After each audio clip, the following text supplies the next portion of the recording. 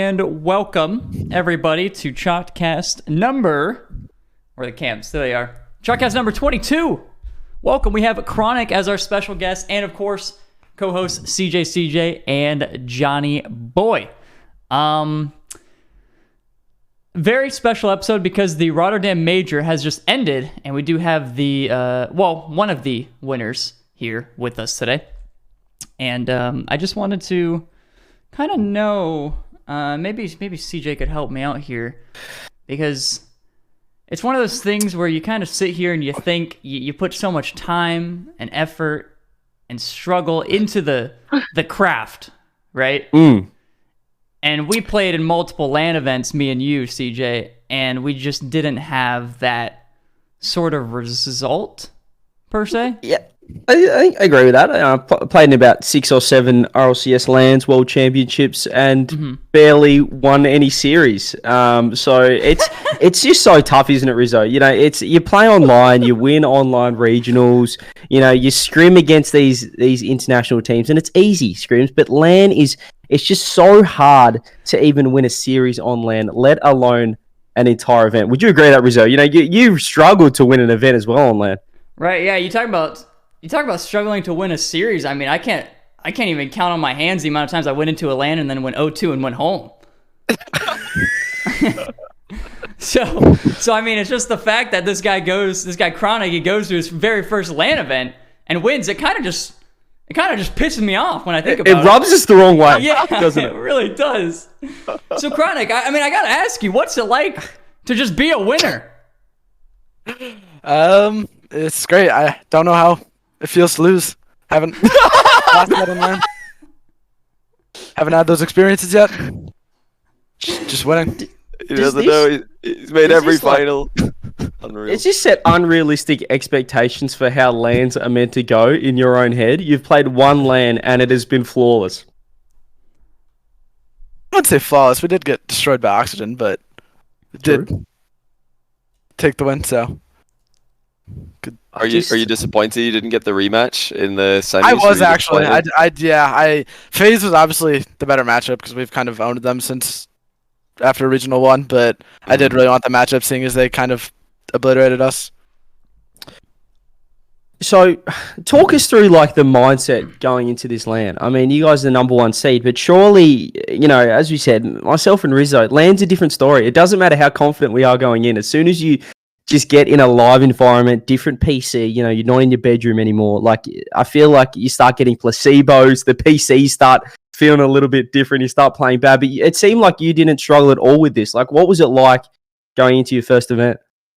Actually, going to the event, I was kind of tempering my expectations. I was probably making my goal for like a top 8, and then I wouldn't have been content with that, but I would have been like, it's my first LAN, I would have chalked it up to that, but I was really nervous on our first couple studio matches, and then our first crowd match against Liquid. I was really nervous. I played really bad that series, but it was really hard and close series. But once I got like my confidence and we were confident as a team, it was kind of just smooth sailing from there. You said after that Liquid series, if I recall, I can't remember if it was. I think you were talking to Nolly. I ran into both of you, or is it either you and Nolly or you and Jack, or you plus one of your teammates. And you were saying that you didn't expect it to be that much harder to play on stage versus studio. What was, well, obviously there's crowd there, but what else? You know, if you were to explain the differences, how it affected your gameplay in that series.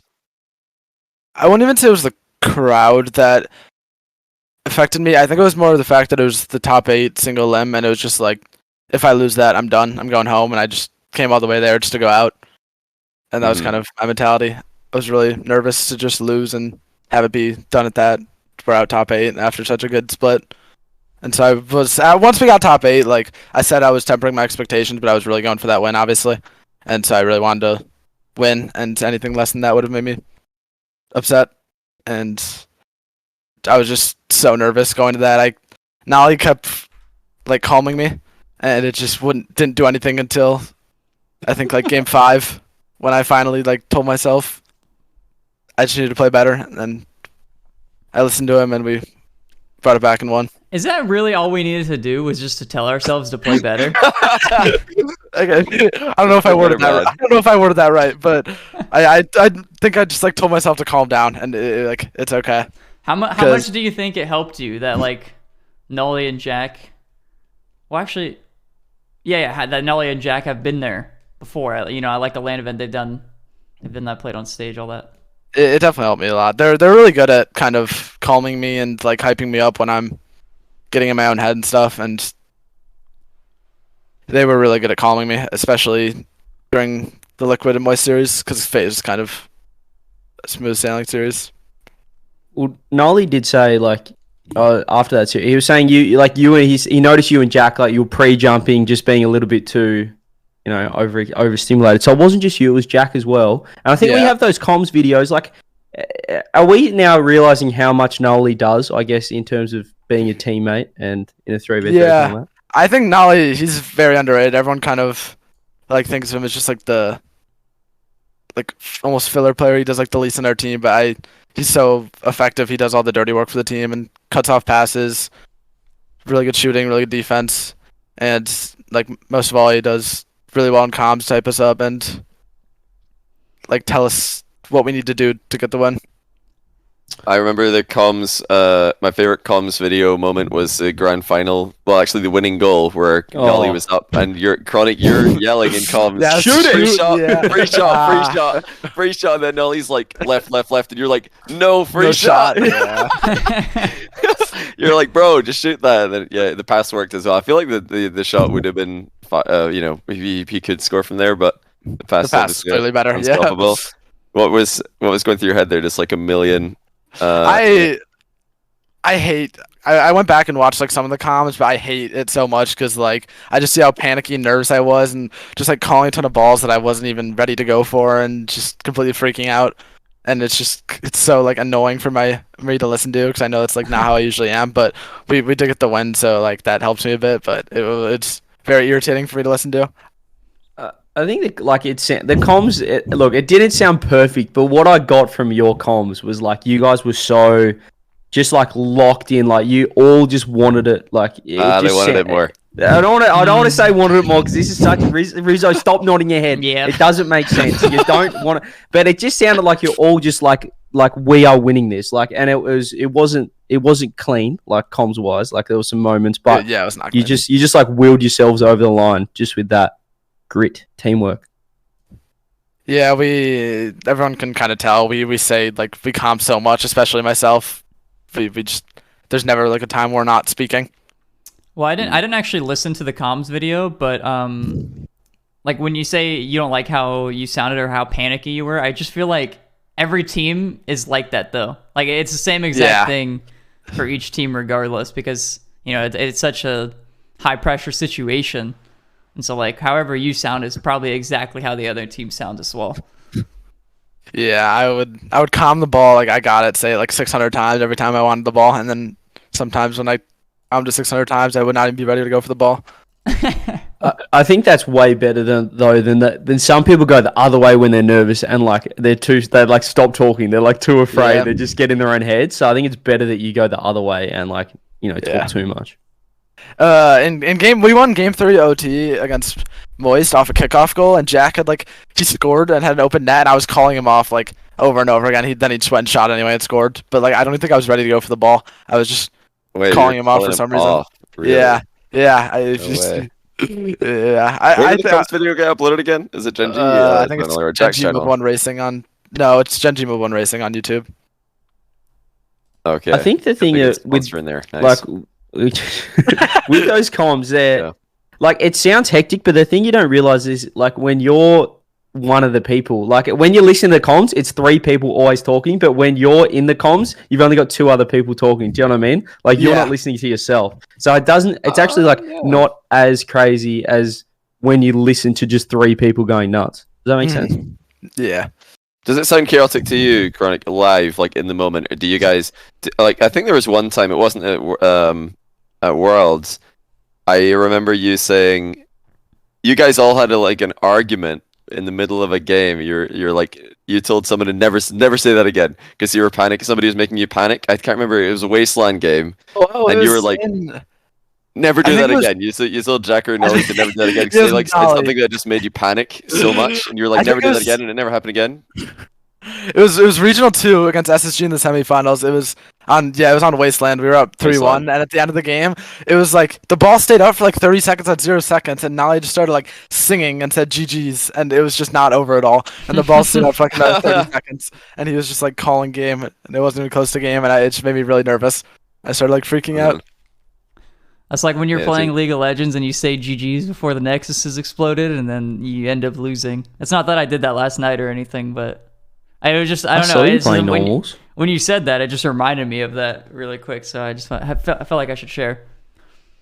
That's it. Can we Great story. take it right back to the, because we've spoken to Jack, we've spoken to Nolly about this whole situation, but I think we need to take it back to the beginning when Chronic Johnny was just getting trolled by every top team possible before he got picked up. Would you agree with this? It's an interesting situation, you know. Like I've come under heavy fire about many things, and that was one of them. Apparently, Chronic's he's had tryouts with everybody, and he just waited for the EU boys to come over before he's like, "Yep, that's a team that's good enough for me." But why speculate any longer? Let's just ask the man himself and find out what happened, because Reddit's got their theories, but Chronic, what's the story? Between being 15 years old, getting old enough to play RLCS for the first time, and eventually joining Gen G. Okay, so I would say it's kind of like in between what everyone thinks. Like, I definitely did not have all the tryouts in the world or anywhere near that, if people think that, but I also didn't have any. Like, I had some chances when I was first turned 15. I had a few tryouts, but up until like this summer, my parents weren't really completely supportive, and they weren't like, I wasn't ready to make the big commitment because my parents weren't on board, and so I had to decline like a few tryouts. It was nothing more than like tryouts over the years, and like it wasn't many, especially going into this split. Like I had like lower, like top 16 teams, but I didn't have any like high tier pro tryouts or anything. And then they moved over, and it was my best opportunity that I have, so I took it, and we were really good. So, Sorry, when CJ, you go were on. 15, you don't have to name teams if you don't want to name teams about these tries, but maybe if you don't want to do that, like what range, what sort of rankings are we looking at the teams that you were trying out with? Because people are throwing around like you had NRG spot before Turbo moved, that sort of stuff.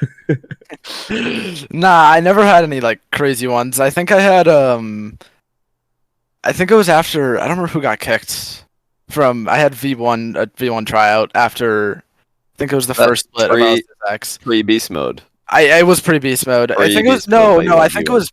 I think it was pretty calm. I think that was calm who they picked up. I didn't try out. Yeah. But that's like all it was. Like I doubt I would have been on the spot. It was just I don't remember who they kicked. That was at the AXB. time that they were gimmicking AXB the or It was Gimmick. AXB. It was AXB. Yeah. Yeah. It would've been- and then I had a few other like tryouts with a couple other teams at the time, but it was nothing like big. None of the top Yeah. tier, like, top No, teams. like top teams. No. Well, I mean, also at that time, V1 wasn't considered really a top team. Yeah, they were like top 10 maybe, but like Yeah. just they were fighting for They were- top they 8. were a Like struggling sometimes team. they get it, most of the time they wouldn't. So yeah, that makes a lot of sense. But yeah, the Reddit were not happy about it. I mean, I can speak from first-hand experience, and when you're working at these events, when you're working, CJ was working at the desk at the Rotterdam major. I was casting I casted your semi-final and the final. So we're trying to tell your story and tell the team's story, and also like try and get this very unique audience in the Rotterdam Ahoy Arena to get behind you guys, which actually we did. CJ did a pretty good job getting the crowd to double down on the fact that you guys were a European team, just because we knew if we get them to say that, then they're probably going to make more noise for you in the final. That was the only motivation behind this one. But yeah, I know Shogun. I think Shogun mentioned it a few times. Like, yeah, Chronic, the guy. I think he probably said something like the guy that none of the other North American teams gave a shot to. Look at him now, kind of vibe. I said something similar. It's storytelling, in my opinion, and yeah, I think Reddit got triggered by it. But I don't really take advice from Reddit, so I would do it again. But yeah, what do you think as does that tell your story, or is that part of your story? I don't. Okay, I definitely had. I wouldn't say I was stuck in like the bubble, like many seem to believe. I definitely was not stuck in the bubble. I had many chances to get out of the bubble, but I didn't have any like high tier pro opportunities. Yeah, I feel pretty good about the. Yeah, I think I feel pretty good about the story that we went with CJ. Yeah, I think it's fine. I'm happy with. I mean, you're on randoms. I guess did you beat NRG in like was this last season? You guys beat NRG in like a group stage or something like that, or a split? Yeah, we did. It was round one, wasn't it? It was no, it wasn't round. It was the third regional of Winter Split. It was like my first split in like a whole year of playing, and then me and 2Piece and I had to run it for fun, and we got like a top 8, which was really fun, and we did well. But I think it's fair to say like it wasn't like you were this. Any team would want to kick anyone on the roster to pick you up, which is what people are trying to like sort of. That's a narrative. Yeah, like it definitely was not that. With all due respect to randoms, like you were on randoms before this happened, which was you called yourselves randoms. Like... I did have a couple opportunities after that split actually, but even then, still I wasn't ready to like sign to an org or make a commitment. It was really this like summer when I fully grinded and was ready to commit to a team. So. Now we're moving forward a little bit. Gen G, Jack approaches you. Is that correct? Because Nolly said he didn't have a clue who you were. Yeah, so it's Jack. Jack approaches. What does he say? He just said like he was like, we're looking to come to NA, and if we do, you'd be our top priority. Would you want to commit to us? And immediately I was like, yeah, you guys would be by far my best offer, and if you come over, I'll commit and we get team. But just to put it in perspective, you thought, I can't remember if we spoke about this after going live, but we were chatting a bit beforehand. Your expectations for this split was top 8 in NA, and probably not to make the LAN in the first split because of the short time you guys had to turn around. But I imagine you're probably like shooting for LANs in the winter and the spring. Yeah.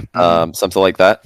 Yeah, I think we talked about it as a team too. Like we were just making sure to like temper our expectations so that we wouldn't get like too in our own heads if the first split didn't go really well, but it did go very well. And I didn't expect to have anywhere near this split. Obviously, I thought we'd be a top 6-8 NA team.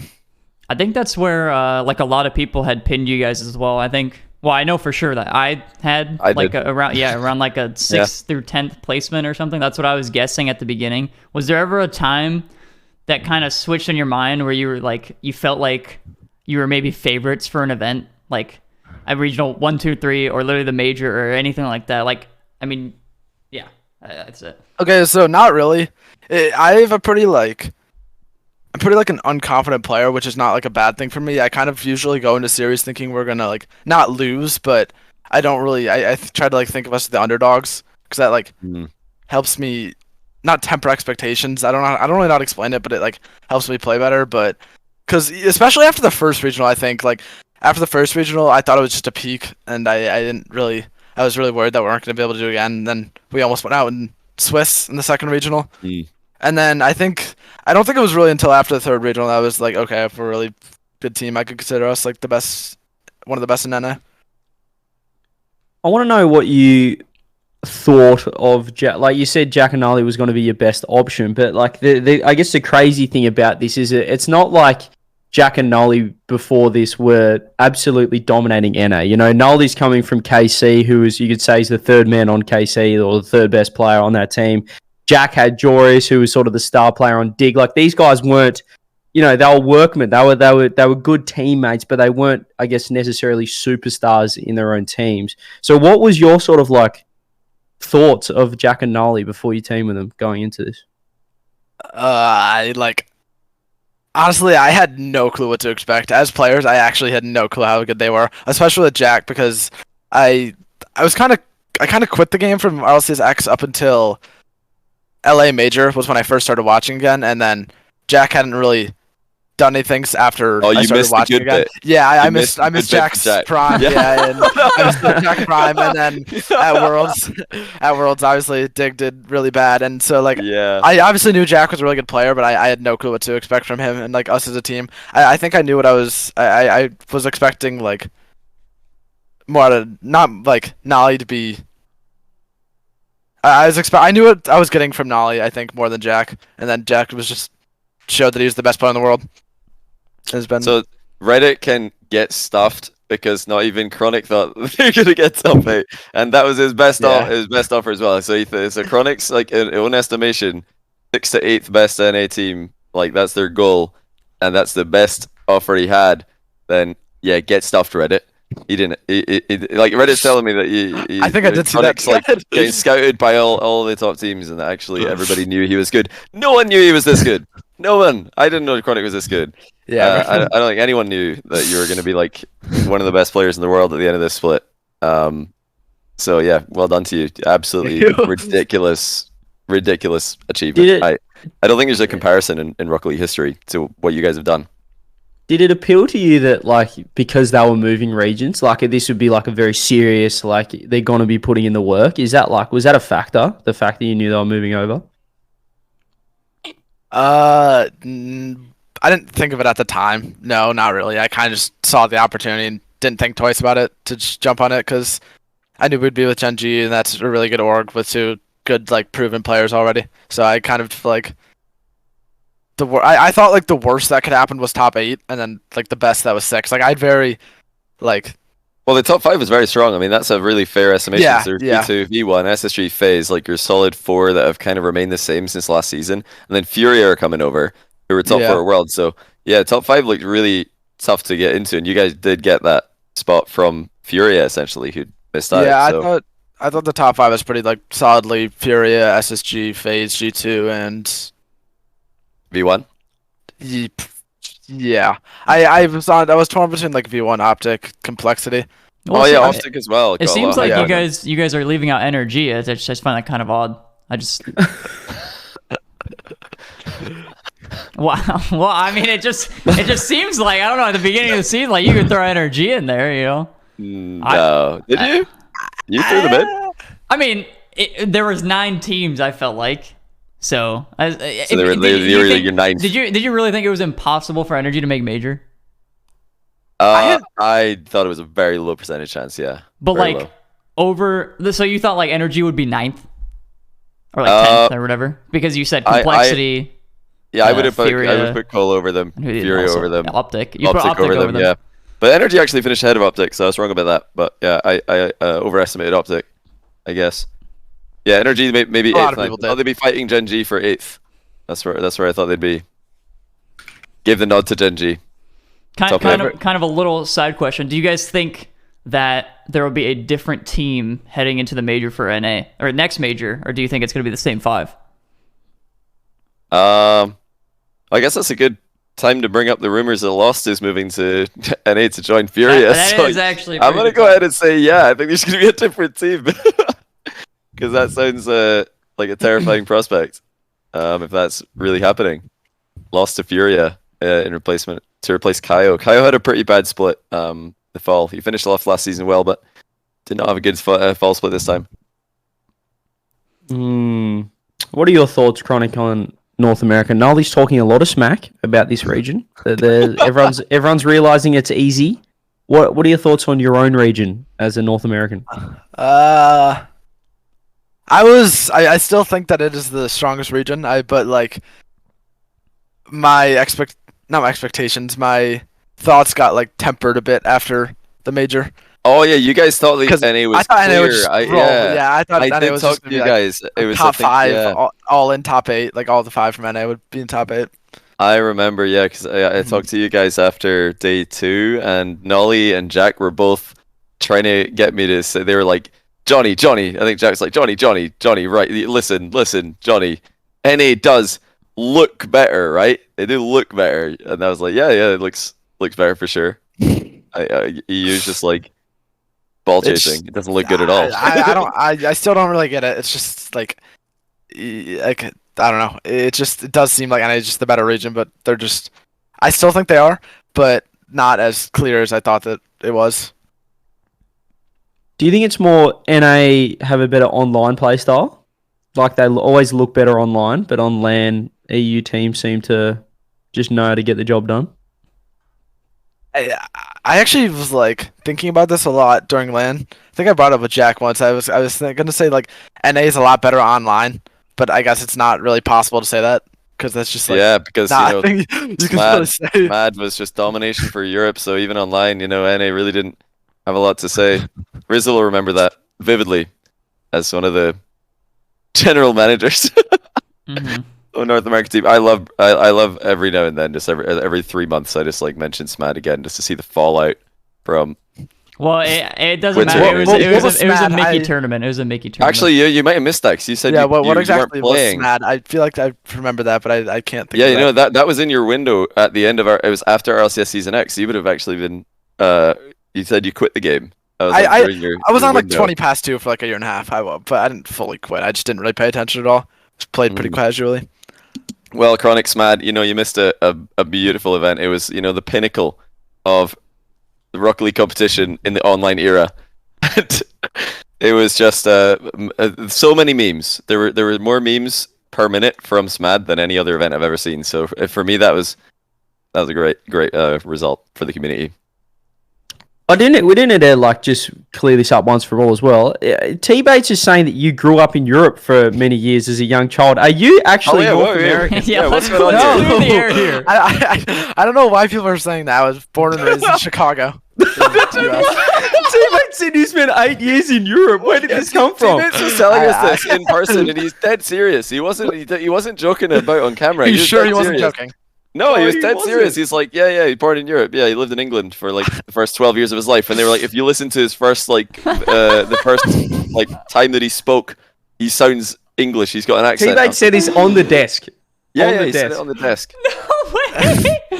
Yeah, he said you had Jack's an like- English. He said you had an English accent, and that was like the clincher that proved it. Jamaican Coconut and Nolan Chat's like, no way we got T-Bates. Like, they got, like, everybody was in on it Oh except my. for Bates. I didn't like. I was like, nah. I saw I the don't memes. know. I saw the Chronic with the England flag. I was like, that's pretty funny. I see what they're doing there. And then T-Bates is like, no, he's actually English. I'm like, wait, really? So I said it you like- got T-Bates or T-Bates got us. I think Oh, Flitz that was started crazy. it under like one tweet. He said I was born in like Cambridge. Cambridge. I remember. Yeah, I've seen Cambridge Yeah. so many And- times. Cambridge.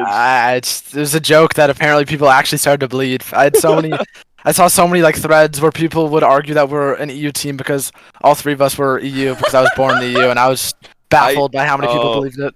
I knew it couldn't be true because there's never been a good Rocket League team with 3 English players on it. They always I'm sorry, Quadrant, but they've got to get rid of one of the English boys for literally any other nationality, and they can be the best team in the world. But if 3 English That's players, crazy. it never works. So he couldn't possibly be English. 'Cause T-Bates then said Nolly it Jack like, Chronic wouldn't work. do I have news for you? He was like, well, Chronic's actually EU'd because I know this. And we just I love believed that. I him. love that this would So be like. funny. Imagine this like that was real. Why would it be like secret information? It's Yeah, like, I'd be pretty yeah. open about it. It's like keeping a secret. Yeah, don't tell anyone I'm actually English. To be fair, if I was English, I wouldn't tell anyone either. So I don't blame people for believing it at all.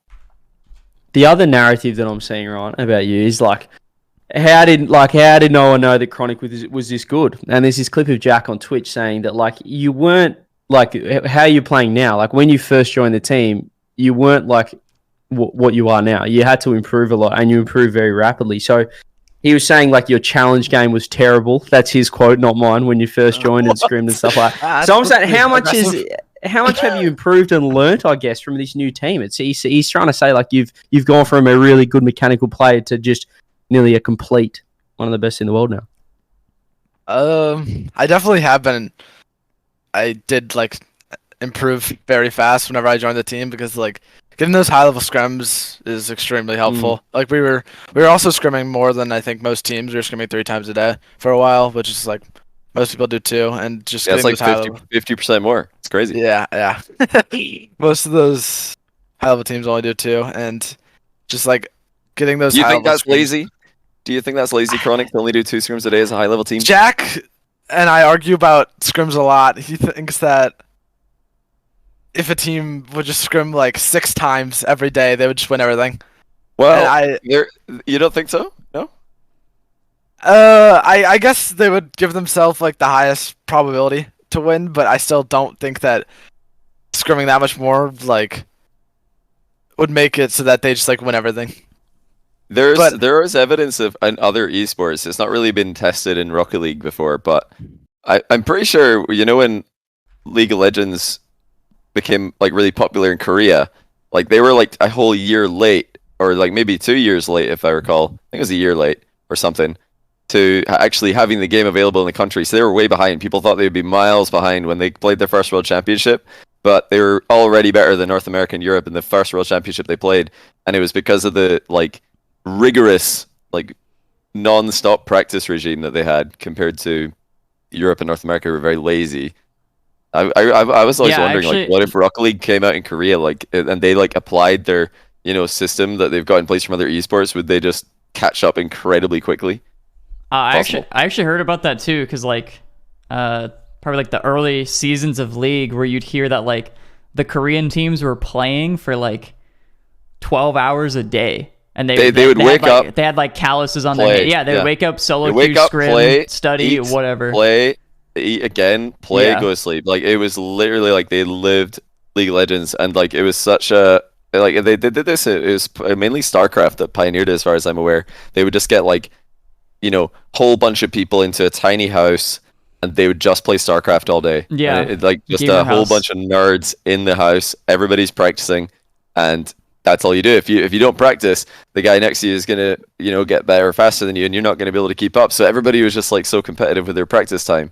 And Rocket League is not like that, but it seems to work. The top players, some of the best players, don't actually have the most hours, don't have the most rigorous scrim schedules. So it might be a different system. My whole thing is that like I really love Rocket League. I love scrimming normally and just competing, but I feel like if I scrimmed that much, I would just be like miserable, and you'd start trolling scrims. Yeah, if I'm not enjoying it, I feel like I would just start to play worse, just like affect everything in my life, and then I'd start to play worse. See, I've heard that for some teams, the kind of like point, that line gets crossed very early in the scrim schedule for the day. It's like halfway through, or even 20 minutes into the second 30 minutes, scrim. Yeah. It's like somebody's already trolling. It's like boom, now somebody's trolling. Like there's just boost, grabbing, bumping, just complete troll playstyle happening from. I've heard this from not lots of teams actually. Do you guys have that problem, Chronic? Do you guys have like a line where they're like, oh no, Chronic's trolling.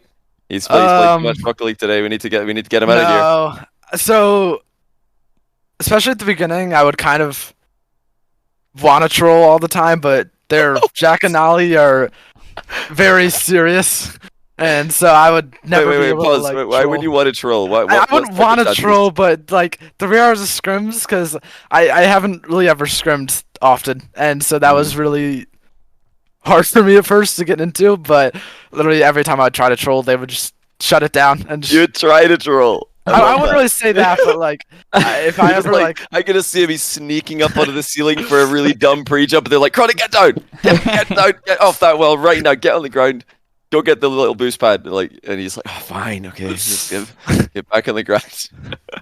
Yeah, but they're very serious, and so I've kind of just like adapted that and taken it on, and so now I actually don't think we ever troll scrims. You didn't look enviously at the teams that are trolling scrims against you, like, man, I wish that could be me. That looks so much fun. I did it first, but not anymore. Wait, really? No. You're looking at them like, that could be me. I could be trolling right now. I wouldn't say that, but I would say I'd be like, damn, I wish I could troll sometimes, but I don't think like that anymore.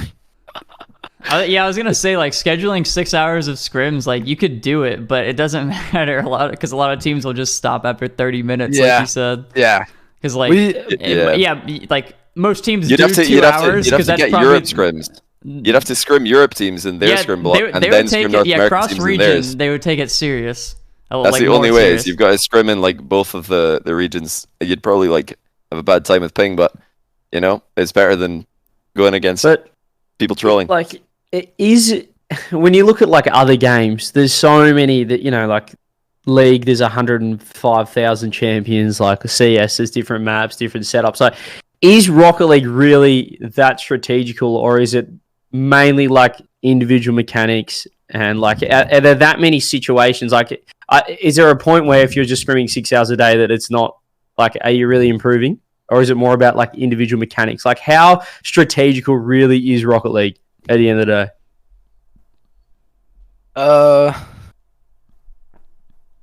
I think that like it's more with scrimming 6 hours a day. You're more just like getting consistent and just trying to be like the most consistent thing, consistent team. Because Rocket League is kind of just performing on the day, and so like usually the most consistent team will win. And with Swiss, it allows for a little more inconsistency, but like with future formats, it's not so much. Because like we were pretty inconsistent Swiss.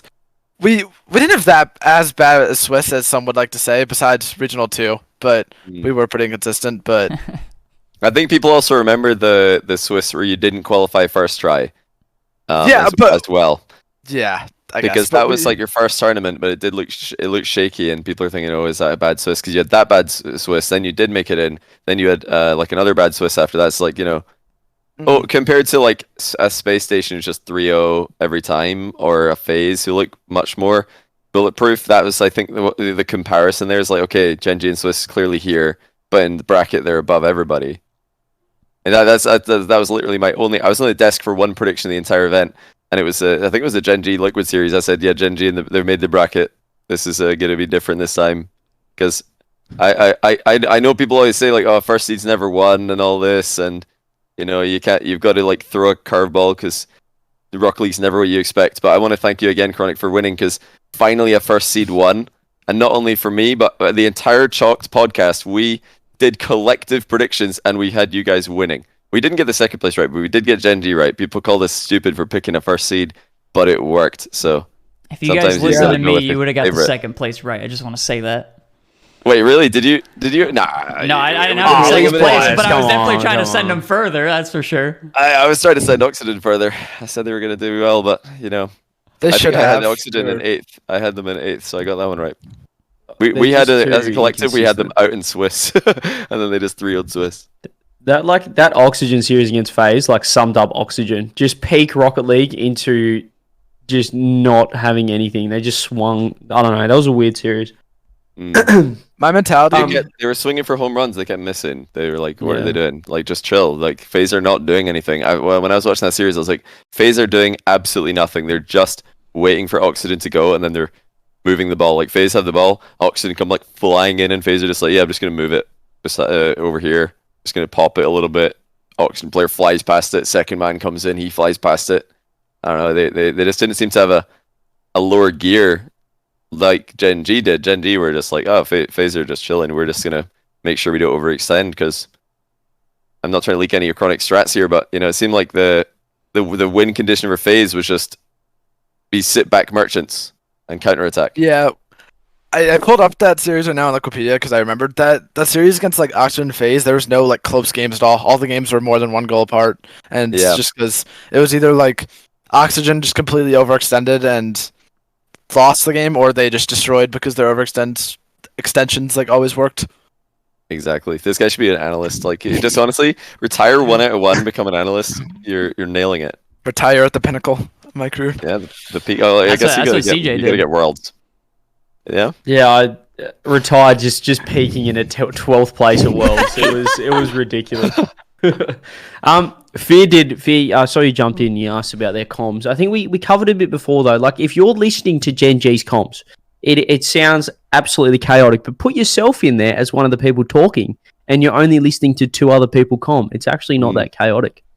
You got to think about it as long as what's being said is useful. I don't think it sounds that chaotic, to be honest. Like, Rocket League comms to me sound very clean, because Rocket League is, if you had to only comm like maybe 5 different phrases, you could get by. You could get by with, I've got it, no boost, like, I don't know, demoing. Like, there's very, like, you could keep it very simple and it would function. There's other esports and other games where you need to comm like very specific information for like a million different abilities constantly, and it's way more chaotic than Rocket League. Rocket League actually, I don't think is that chaotic at all. As long as the information is useful, I don't really mind the volume personally of like comms flying in, as long as it's useful information.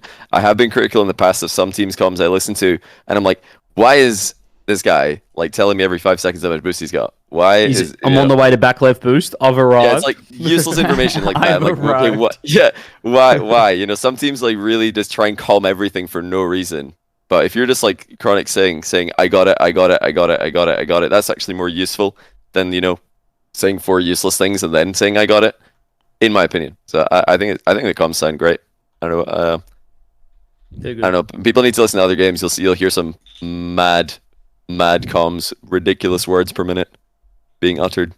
I think, we mentioned like practice and we talk about how strategical is Rocket League. This is a little bit of a good segue because I know Rizzo had a nice one that I think Chronic would be able to weigh in on in terms of there was a Reddit post where someone said, is this the death of like the one-man army team? Can you just have one guy with mech? Are we in a new era now where it's more about team-based Rocket League? I think that was that, I haven't actually read it, Rizzo, but I'm assuming that's what it's about. I honestly, I never read a whole Reddit post in my life, but yeah, there is. I read the title, so I think I got the gist of it. The one-man army thing is basically like, if you think to like Rogue with First Killer, where he carried them to like win a regional sort of thing, where it's like that sort of straight carry, but now. People are thinking that that's like dead. That's not going to happen anymore. And a lot of it is like team focus. So like say Gen G now, you don't look at all three of them. And I mean, maybe now you can make an argument, but nobody's really making an argument, say like a month ago for like a best player in the world. Someone is carrying this team. This guy looks like a step above the rest. And then I would honestly put like G2 in that book as well, where they all look pretty even. Yeah. And I think, and same with like, say like BDS, right? A lot of them, like, it doesn't look like there is a clear-cut best player on the team. And I think, just people are wondering how that's going to look, I guess. That's all of the teams who have won LANs since the online era ended. Like BDS, they were a very, like, they were a unit when they won the Fall Major last season. Same with G2 in Winter, same with Moist. Same with BDS again at Worlds, now same again with Gen G. Like every team that wins, they've got like they're all on the same page. It's not just like one guy hard carrying. Online, we've seen maybe one or two like harder carries. We have seen like series wins that are just straight up 1v3s, like Yan 1v3ing Optic at London last season. But I would agree. I think the age is dead. I've been like on the. I've been waiting for that for a long time. Like, see when Squishy joined NRG, so many people were like, "This isn't going to work because there's too much mechanics in this team." I'm looking at these takes like, what are people talking about? That's not a thing. You can't have too much mechanical ability. It's always better to like get more mechanics. Like there are other aspects of the game, of course, but if all else is equal and you've straight up like upgraded a player mechanically, that's going to be an improvement. And I don't know. If there's ever going to be a 1v3 team again, I don't know if it's possible for somebody to separate themselves from the pack the way others have. I don't even know if it's like, because like John said in chat, teams with more good players is better than teams with one elite player. But I don't even know if it's necessarily if you put the three of both teams are three together and you say like who's got the better players on the team. I think something's just like how they play as a unit. Like, yeah, I don't think you like. With the greatest respect to you guys, Chronic, I don't think you're the three best players in the world, but I think you're the best team as a unit. I don't think it's about the individual players, how good they are. I think it's how they play as a team. Like First Killer, like he might just be stuck permanently being the main character. It wouldn't matter how many like good players you put him up with. Like it might just still be that situation where like they just don't play well as a unit. Do you know what I mean? Yeah, my opinion actually kind of changed on that because of like us. Like before, I kind of thought that. If you just have like the three best players in the world on one team, okay, well, if you have three best players on the world on one team, they're obviously going to be like really good. But I think it is more important to like play like a unit instead of just having one person do it all mechanically. Do you think that is as much mental as it is gameplay as well? Because it seemed to me like a lot of teams at this last LAN were struggling with like internal issues or not really looking like they're having a good time in the studio or on stage. Like various teams having like moments or even entire series where they just look like they have no vibes at all. They're completely flat. And actually you guys had a pretty the series where you got destroyed by Oxygen. And so I'm not trying to like bring back bad memories here, but how important would you say it is to have the the vibes and the energy? You guys were like so much energy when you're on stage winning and coming back against Liquid, for example, compared to Oxygen, where it was like man, what is going on here, guys? Like, what would you say? Were there differences? Did you guys have any like different approach mentally to try and make sure that doesn't happen again? Yeah, so I think mental's like pretty underrated in Rocket League. I think it is extremely important to have a really good mental and just like always be able to come back when you're down. But in our defense against Oxygen, there's kind of no way for us to get hyped because we didn't score a single goal after like 2 minutes into game one. So we didn't, we didn't really have a chance to get hype. But like our mental was pretty drained after game one, I think, because against a team like Oxygen, when they're on like that and when you let them build confidence, it's so hard. Especially, I found it now on LAN, it is very hard to kind of break a team's confidence like that and like build confidence mid-series. You kind of have to go into serious confidence, it seems like. And Oxygen, we were not stopping them. They were pre-jumping every goal, and they had this one goal where like Joreuz hit the ball over to Archie on the wall, and then Joreuz like fell off the ceiling. And they like passed it to each other, and then he. Oh yeah. Like, yeah, and it was just, after that I was like, yeah, it's wraps. I don't even know what to do. But and also I don't know if it's just because it's probably helps a lot that we've always just been so good in bracket, but like going to this LAN, my mentality was that if we could get to brackets kind of just over, we can just win.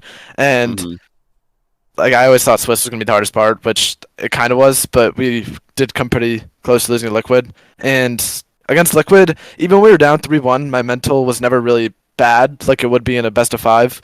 Like I still kind of held the mentality that we'd be able to win the entire time. And we showed that through like our comms. We were getting really hyped still, even down 3-1 in the series. That's why I asked it, because I saw that. I was like, okay, now the Gen G are clearly still in this. You know, you're down 3-1, which is, triple match point. Same thing as, being down 2-0 against Oxygen in Swiss. But the Gen G I could see on stage is like a completely different team from the team that's like losing 2-0 to Oxygen. You guys really look like you still had the, let's just win mentality. Is it like do you think goal scoring, you mentioned earlier, you didn't have anything to celebrate about? Is it so important to actually score a goal and get hyped, or can the clean reset, like new game 0-0, be that moment? I think there's two things. So one, against Oxygen, I will say our mentality was pretty down because in between games, like we'll scream like at the beginning. Like when we're down 3-1 against Liquid, going to say like game 5, we'll scream like, "Let's go, we got this!" Like at the beginning of a game. And against Oxygen, there was just none of that going into a game 2 and 3 when we were down. And then also, I don't know why, but timeouts are really good for resetting mental. And obviously in a best of 5, we weren't able to call a timeout and reset our mental. So it was just we weren't able to come back or even like put in an effort to come back. So you said like your I guess your idea of the team, or like the best team in Rocket League has changed now with your lineup. Because like I'm not going to put words in your mouth, but if you were going to build a team previous to this team, you wouldn't be putting Jack and Nolly. You'd be looking at, everyone wants to get the best players in the world on their team. You know what I mean? Mm-hmm. So do you think that like this is a change now where it's not just get the best player? There's a lot more to it. It's about how they play as a team and their chemistry and the vibes. Yeah, I do. I think players have to click mentally. Like, I think that is extremely important. We just click really well as a team, mentally and vibes-wise. Also, I think one of the more... It's becoming more and more important, but I think it's, like, much harder for, like, a team to want to grab somebody who is known for trolling scrims. Because it's like we always bring up trolling scrims, but it's like so apparent now, or like there's like this basically like this list of people that constantly do it, and so like if you are a team looking for a third player, you're probably not going to want to grab somebody who doesn't even want to play the game. You want somebody who's going to be super motivated. Mm-hmm. Could that be like the well, actually, this kind of ties into another question I was going to ask you, Chronic. Would that be like advice for the guys who are now looking at you? Because all of the like bubble players in North America, all of the guys who are like just about to turn 15 and be old enough to play RLCS are thinking, right, I want to do what Chronic just did. Who maybe not with 2 European players coming over the region, but you waited. You didn't do it straight away. You actually waited. Do you think there's any benefit to waiting and just taking your time, actually playing on a team with other players who are kind of at the same stage of their career as you. And yes, secondly, like Rizzo mentioned, to take the practice seriously, because you're not going to, when you get that scrim against a good team, if you don't take it as seriously as possible, they're never going to look at those players as in as high esteem as they otherwise would. Wait, I'm kind of confused. Wait, so should people wait? Should people go play with 2 other bubble players? Try and have a good run. Try and get some experience instead of just being what Dries did, really, really tough position to be in, jumping in a top team, all expectation on him. Yeah, I think he actually did pretty well, but he came straight out of bubble scene. I think he just turned 15 as well, right? And he was straight onto G2. Yes, I think so. And Daniel did the same thing with Space Station. It worked for him, but I mean, Dries had big shoes to fill. So he did Massive shoes. But yeah, do you think you personally learned much in that 1 year where you're just I'm not going to rush this. There's no need to, get in there just because I'm 15.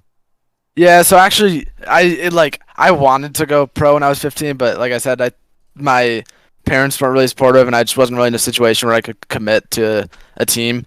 But I do think that waiting did help me out a lot, because I just learned a lot from sitting out, and I kind of realized how much I wanted to play and wanted to grind. And I think that is a really big thing to show people that you want to grind and play the game, because if you don't show that, then you don't want to just get onto a team and kind of just stop playing whenever you get in the team and stay at 40 past 2 and just don't really play the game much.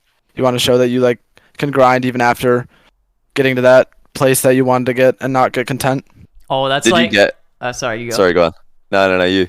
Okay, I was gonna say that's like the org curse, because some players or teams, they'll play a bunch, whatever, and they get a good placement, and then org will be interested. So once they start getting paid, they kind of, all right, we're here now. I made it. So now I'm just gonna chill, and then they start doing horrible, and they just have bad results. Yeah, the org curse. Yeah, a lot of players have done that in the past, where they get a result that they're content with, or they get a result, or they get on a team that they're content with, and they kind of just stop playing the game, and it's ultimately hurts them and their career. Did you get big scrims or any when you were playing with randoms, your previous team? Did any of the top teams scrim you, or did any of the middling teams scrim you guys? No, not really. We kind of just scrimmed mainly bubble teams. Did you ask? Did you what reach about out? after you got top 8? No, I don't. I still don't think we really got good scrims. I think Complexity scrimmed us into Rogue, but besides that, we didn't really get any great scrims. So we kind of scrimmed bubble teams. We also didn't really care that much, so we were scrimming 5 times a week. We didn't really scrim much. Yeah, we were kind of just winging it and having a good time. But we did still obviously really want to do well.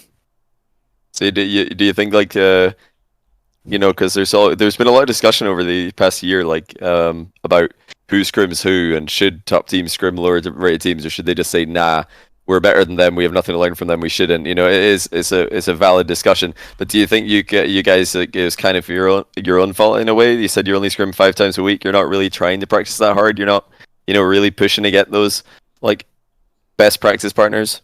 Yeah, maybe. I don't know. I don't even really remember, honestly, if we asked those bigger teams for scrims, but during that time still, I wasn't really completely motivated. I still wasn't really grinding the game that hard, so it was I did want to win, but it wasn't I wasn't super motivated to go out there and grind the game to win. I think this is a perfect example of why top teams should not scrim bubble teams, because look how much Chronic's evolved from scrimming against top teams day in, day out. So this is why top teams want to gatekeep, because they don't want them to get better. Incentive to gatekeep. They don't want another Chronic. There's actually a good question from chat. Yeah. Chronic, does Genji scrim bubble teams? No, I don't know. It doesn't as a bubble player before, I was always a little irritated, but it just doesn't really seem like. He's like, you peasants. I mean, you only get 2 or 3 hours of scrims a day. You got to make them count, right? Yeah, it doesn't really seem worth the time when you can just improve faster playing the better teams. And also keep the peasants outside the castle. I like how when he was a bubble player, he's like, why would they not want to scrim us? Like, we're going to give our best, and then when he's on top, he's like, it just doesn't make sense to scrim these absolute shitters. Do you know, I've changed my mind. I see I totally understand why they didn't scrim me back in the day. I get it though, I get it. I think it's probably my theory. I don't know if you heard my theory on this, Chronic, but in Europe, there's a lot of national cliques. Like the French players all hang out and play together.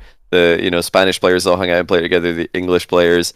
So like even if someone's like on a bubble team, if they're just friends with someone who's the same nationality as them, I think they're more likely to get that practice and more likely to get that experience than in America, where it's just like everybody's speaking English. Well, except for like Furia moving over in complexity, but everybody speaks English. There aren't like the same cliques. Maybe there's like one or two, but I think that's always been why I think you guys call it cliques or something, don't you? Yeah, we don't say that. Cliques. We don't say that.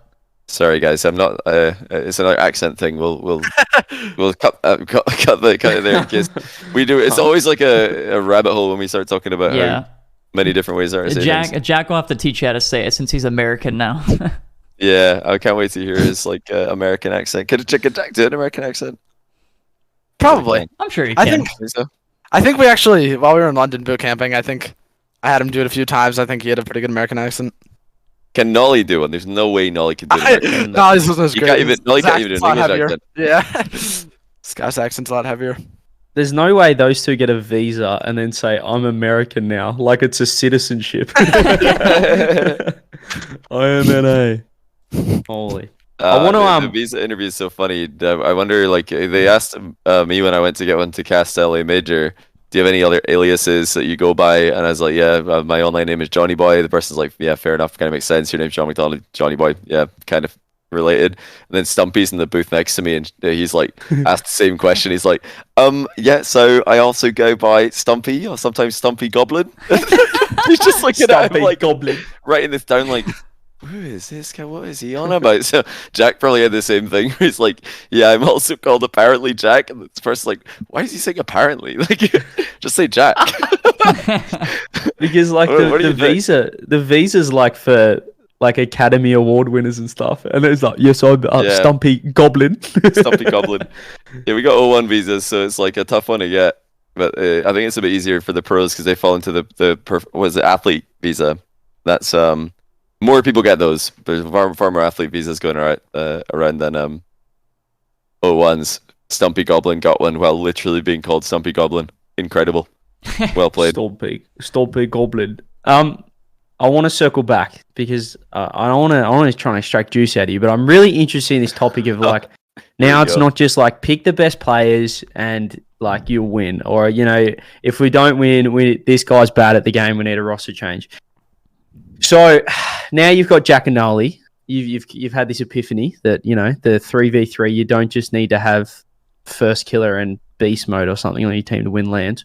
Do you think, say first killer, let's look at FaZe Clan, fourth clan, always fourth. What is holding FaZe Clan back from winning a LAN? Is it people? Does first need to keep doing like a Build-A-Bear workshop and create his own adventure, or is it like a mentality thing? Like what?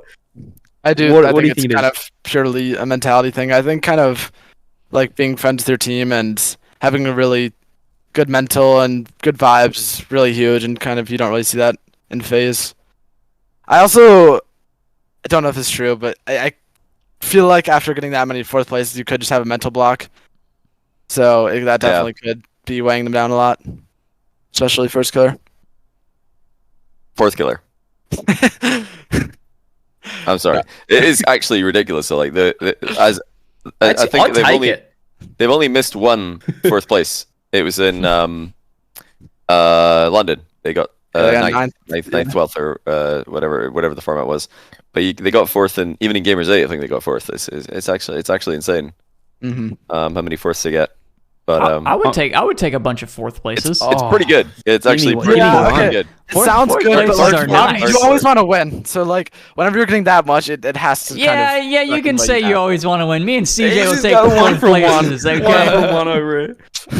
I mean, like, if it was a medal though, third, fourth, because they got third, fourth this time. So if that was at the Olympics, both the third, fourth finishers would get a bronze medal, so they would be happy. Actually, the person isn't that like the thing about podiums?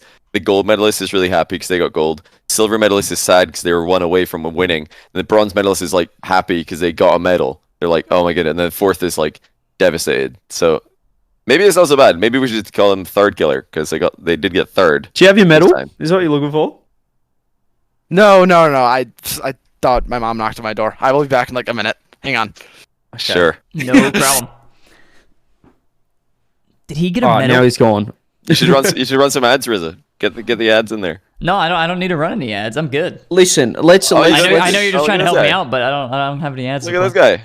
I've got the next topic though that we'll bring Chronic in on because everyone's talking about the potential. This is probably going against what I've just said, but the potential super team first killer B mode Daniel. Yeah. I think that team would actually dominate. Going against what I said about being a team, I think I think it would friends. Too. But also somebody did mention they were like, why doesn't that just happen?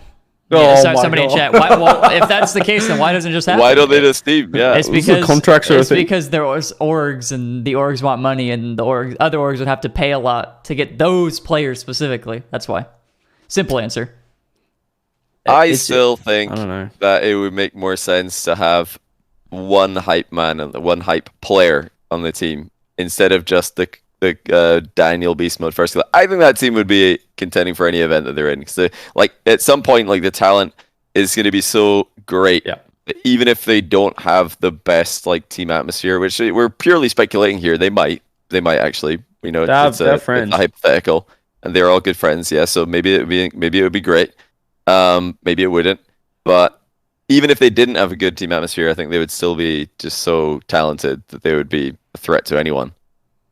I think they'd be more consistently like I really rate players like Calm who are just there in the middle to making a lot of noise, and I think it was a big part of Gen G's success as well that they had Jax come out of his shell. He was very like restricted, I feel, in Dignitas. He didn't want to like cheer too loud in case Scrub or Joria's cringe at him for cheering, and now in Gen G it's just like he looks like he's much more himself. I feel. I don't know.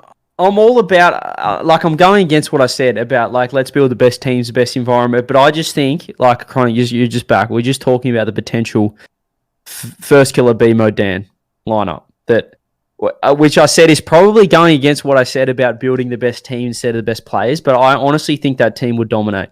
Yeah, that is kind of like when you think like the big three of NA, you kind of do think of those three. That's kind of for the past year for sure. Yeah, that's like kind of what everyone thinks about. I do think that they're just like so good that it would dominate, but I don't know how good their mental would be. I can't really like speak for that, but I don't think they would straight up just win everything. I do think that they would be. Was that I can't speak because you don't know, or I can't speak like Jose Mourinho situation? Wait, what does that mean? I cannot speak. If I speak, I'm in big trouble. Kind of a PR thing. Oh, Jack taught you well. It is Jose Mourinho. Okay. If I speak, I'll be in big trouble. So you think that they wouldn't dominate, but I think they would dominate. I don't think they would win everything. Yeah. Like I feel like it's. Do you know what would happen? I know exactly what would happen because it's a team with first killer on it. They would win the first regional that they play together easily, and then they would not win anything. They just come fourth at everything. Then maybe get another regional win at the end of the season and just do the exact same thing. Because I don't know, it just keeps happening. Doesn't matter who you put in the roster. Like whatever org they end up on, like of the three, SSG, FaZe, or V1, if it were to happen, like the other two would definitely like decrease their placements. I think Daniel is a player who could like go a one above first killer and like be the first ever teammate of first killer who doesn't just like let first killer be the guy. Then it'd be Daniel. I think Daniel. Yeah, I think Daniel could be the guy, like even the only guy who could be the guy in a team with first killer. Well, I mean, look at FaZe, right? You bring up a great point. FaZe Clan, they pick up AJ last season, first regional, absolutely dominate. Everybody And said, then- "Wow, this is unfair. How did we let these guys This team is together?" the best team we've ever Unfair. seen. And Super then they team. didn't make top 8, and then they still made LAN. They might get 4th place. Then we see this season pick up Mist, dominate the first regional, and then they're thinking, "Oh my goodness, Mist is a perfect replacement. He's the third man that they need to lock it down."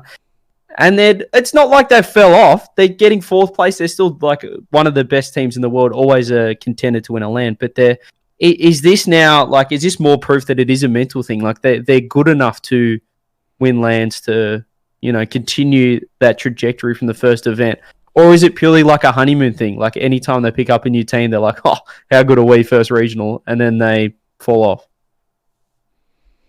I think it just has to be a mental thing because their floor is so high in regionals too. Like I think their floor literally in every split is always top 2 NA pretty much. I can never see them going below that because they always beat the teams they need to beat. It's just a matter of whether they can win or not. Because with first on your team, you're never really gonna lose to a team that you shouldn't lose to. Yeah. And so I feel like it has to be a mental thing at that point.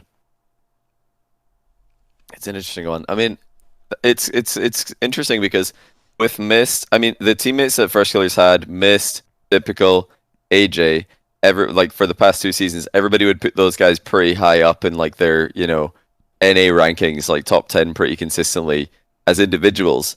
And then there's also Illusion, who's now coach of Chronic. He played with them, and they got the exact same results. They did the same results with Illusion, AJ, as they then did with AJ Sipical, as they've now done with Sipical Mist. So actually, I think Illusion, he was the guy who playstyle wise, I think, if I was GMing that team, I want a player like Illusion back then. He was good on LAN, wasn't he? Yeah, he was just doing everything he had to do. He's cutting mid passes because on 0 boost instead of going for the 100. He's being aggressive. He's challenging so his teammates can just chill back and be ready to take the ball for free. I don't know, none of the teammates that First Killers had since Illusion have been that kind of role to me. Been a kind of a disruptor. And that's what I think First Killer needs personally. Great point as well on Alu, because Chronic, tell me, how much has Alu given you secret sauce on First Killer and FaZe Clan as a former teammate? He doesn't really say much, but about FaZe. But I mean, he's given us the way to beat FaZe, and it's worked pretty well. Oh, exactly. I mentioned that when you guys were playing it. You lost you figured them out. Once you haven't lost to them since the 3rd regional, have you? The first loss was a regional. very nerve-wracking performance as well, where there were mechanical mistakes everywhere from you guys. Well, first regional? Yeah. They rolled us. It wasn't even close. It wasn't close. But swept. Yeah, the FaZe were kind of, I think, in that series surprised. They're like, wait, what? How is this team in the final? Because you guys weren't playing well in that series. But then you did play well every other time you played versus them. Like you mentioned, the style seems to work pretty well. We played really bad against them. They were so dominant the first regional, but we also just did play really badly.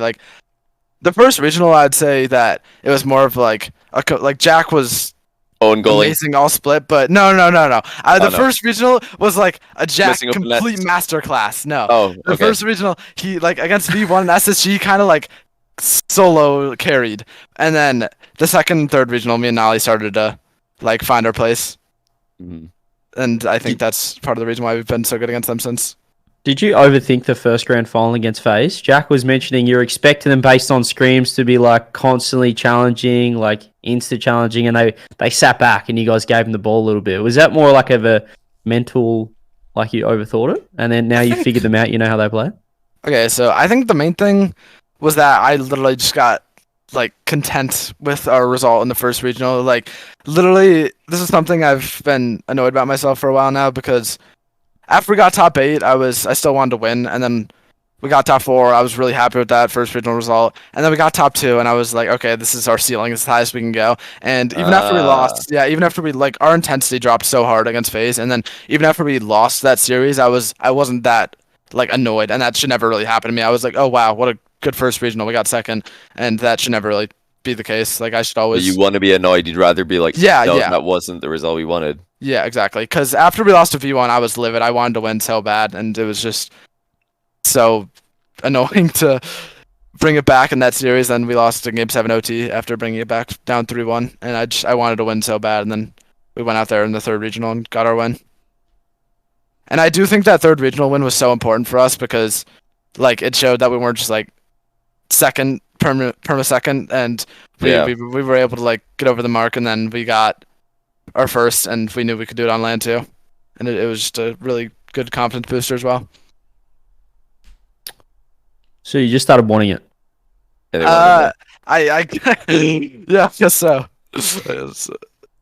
You Rizzo feels vindicated right now. He's you mentioned like everything you're saying. That the second regional you dropped to V1. What are your thoughts on V1? Because they went into LAN and everyone was still not expecting them to do well, and I was like, these guys won a regional, and then they didn't quite do well at LAN either. But what are your thoughts on that team? I feel like they're an interesting. Everyone always kind of like undervalues them, and because they went 3-2. They actually had worse Swisses than us, but it was in comparative to like how we actually did in the bracket as well. Because they went 3-2 in every Swiss, I think, in all three regionals. But all three of their times in bracket, they played us. They beat us in the finals, and then they lost to us twice in quarters. So I think people kind of underestimate them a lot because they always are that consistent top 8. They got top 8 at LAN, and I thought they would sweep Secret, but Secret played really well, and they played worse than I expected. That series, by the way, fascinating because Secret are our first South American team who have like decided to park the bus and defend instead of just sending everyone at the ball. I couldn't believe that they were doing it. The insane like pre-jumps that this team were producing were really quite impressive. KV1, I think he was a great shout for defense MVP, so that was cool to see as well. But to beat V1 like that is even more insane because usually V1 are the team parking the bus, but Secret parked a bigger bus. I've never seen this, and like this is against what actually is popular right now in high level Rocket League. Usually that's not the case. You don't see two teams sitting back. Everybody wants to attack, and these guys are like, "Nah, we're just going to defend." And V1 are like, "Wait, but that's what we do." But okay, I guess we'll attack you, and it didn't work. So I couldn't believe what I was seeing. It was I didn't actually. I think I only watched 2 games that series. I went out and watched on the big screen, but I was just like amazed to see that. I was underestimating Secret till that series. I thought that there was no chance that they made it through to semis. Then they actually played pretty well against Moist too. But so they basically just sat in net. I actually didn't notice that. Pretty much. They were proper like defense simulator, like number 1 defense, and V1 were number two defense, I believe. So yeah, number 1 and number 2 defense against each other, and we were all thinking like, okay, who's gonna like actually push to take the midfield? See, the other team's giving you the midfield, like the done thing in Pro Rocket League is to be like, cool, we'll take it, because now you got all more boosts to play with. You got the attack, so it's more, I don't know, more normal to see teams like attacking when they can. These teams are just like, nah, it's just defend. That's actually like opposite of how I'd expect them to play, because I feel like KV1's a really mechanical player. I'd expect him to kind of use that and like more ball chase than sit in net. Well, that's why he did do that with the club, because KV1 played with a club at Worlds, and he did do that. Like, they were very ball chase, very aggressive, and now he's on Team Secret, and he's getting the defensive MVP. So it's a very well-rounded look for him to do 2 different styles so well. Yeah, I was a club fan at Worlds. I was rooting for them because I really liked the way they played. I was actually kind of surprised the KV1 kick, because he was their weakest player. He looked really nervous at Worlds, but I did think he had crazy potential, and he had the mechanics to play really well. And I was rooting for their underdog. They're very similar. I heard at Worlds they were very similar in scrims to stage games and scrims to competition, whereas other teams would play aggressively in scrims and then dial it back for the competition. KV1 and the club were very much the same. They were just as aggressive, every bit as aggressive as they wanted to be. I mean, I want to ask though, let's around the world. I want to get your opinion on you would have done a few scrimmies in terms of your boot camp, things like that. Who were you, I guess, expecting from non-NA teams to do well at the major? Like, based on scrims, like what teams were looking the best going in? Obviously K Corp. We we're not a very dominant team in scrims, but we were kind of dominating at our boot camp and then in Rotterdam at scrims. But K Corp was always really close scrims. I think they probably beat us more than we beat them. I was expecting K Corp to do well, obviously. Also, Club. We only scrimmed them once, but they were pretty convincing. And then besides that, we kind of beat most of the EU teams in scrims pretty frequently. Oxygen usually gave me trouble, so I was a little worried going into that series, which I guess I was worried for a reason, but I didn't really know what to expect out of most of the EU teams. I heard G2 did really well in scrims. And Oh, it just yeah. didn't translate at G2 all to G2 actual always result. dominate us in scrims though. Like even NA, they're really amazing in scrims. You say Club were going to scrims, they went 1-3. I heard Falcons were doing really well in scrims, they went 1-3. G2 were doing really well in scrims, like clapping everybody, they went 2-3. And then there was like a bunch of teams. I don't This want to happens like. all the time, doesn't it? Yeah, it's crazy. Well, there's a bunch of teams that were like not just like doing poorly in scrims, but like almost at each other's throats. Like these players are not Disbanding, enjoying yeah. playing together, like talking about disbanding, and then they're winning. And I'm like, what is going on?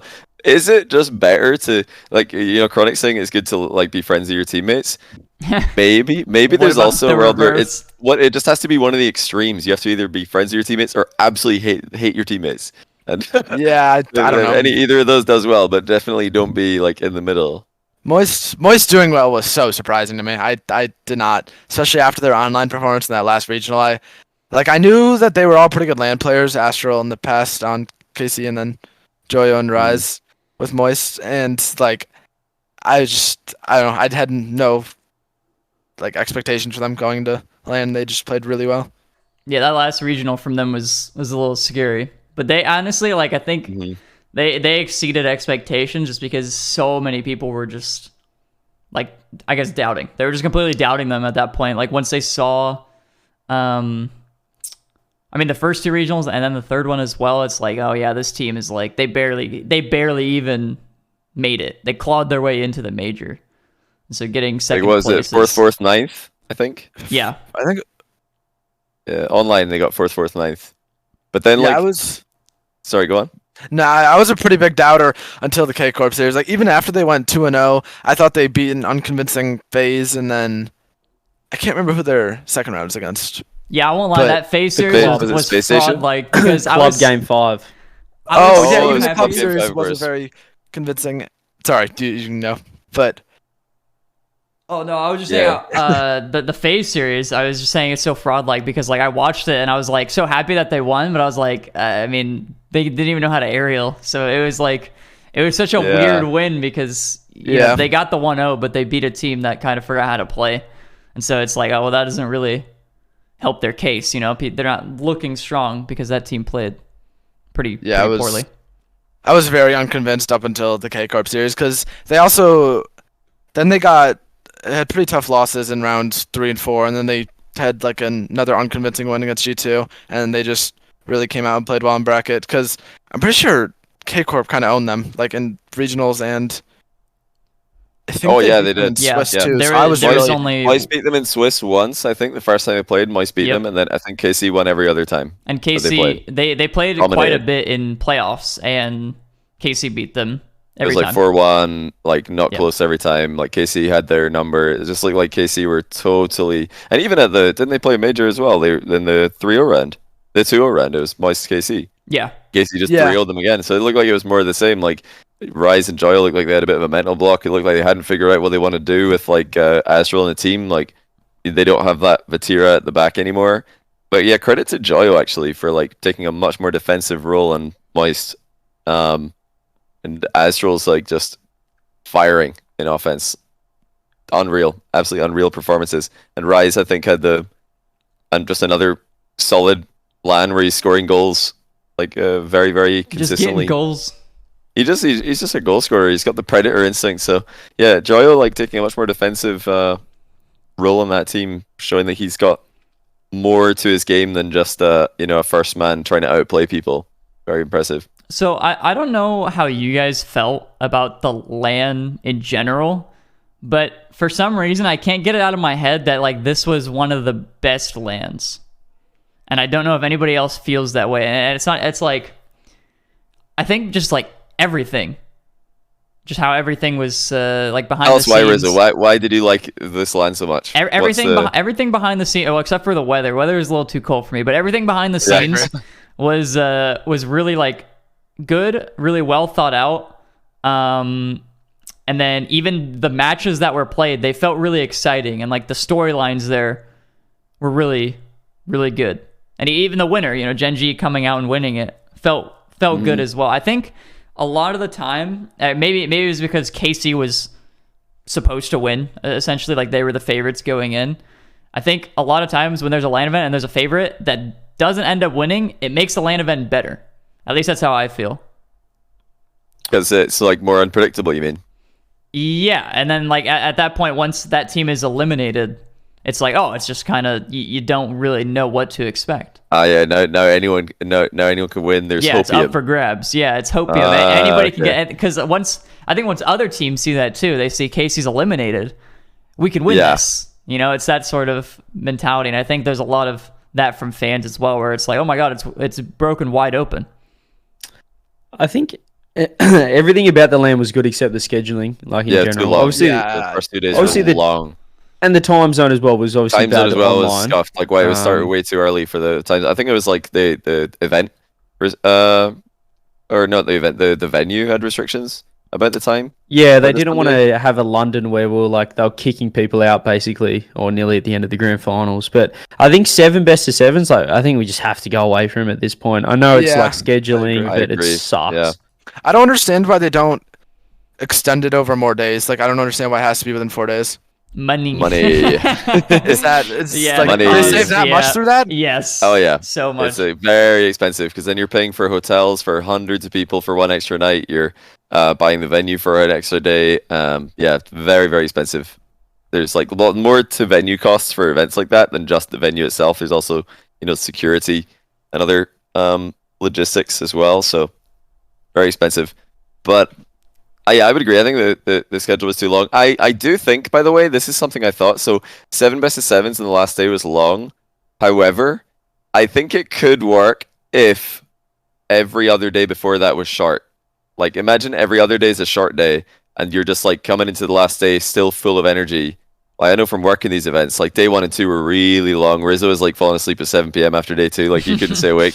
Like they were long days. Yeah, and then like you have another every day was long. There was no like break basically. So that's what made it kind of tough to keep up. I think a lot of people were like KC fans got roasted actually because they lost and they went out of the arena to get food or something, and people were taking photos of like the empty KC section, and They mostly came back. I saw a very... they didn't. I think it was finals. Yeah, they all came back as far as I could see. So I don't know why people were like roasting KC for leaving. Like they just went out to like get food and then came back in. But yeah, the fans actually did really well for the final. I thought there was a big turnout all around. Everybody was like still really amped up.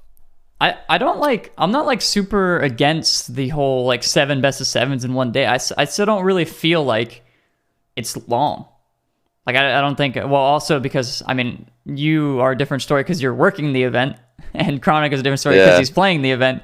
But like basically I'm just a viewer, right? So like at that point I'm just watching the stream. So like I don't understand how like, unless it's going to like 4 a.m. or whatever, I don't understand how somebody's complaining about the time of the event, right? Unless it's, literally like it's the grand finals. There were people though.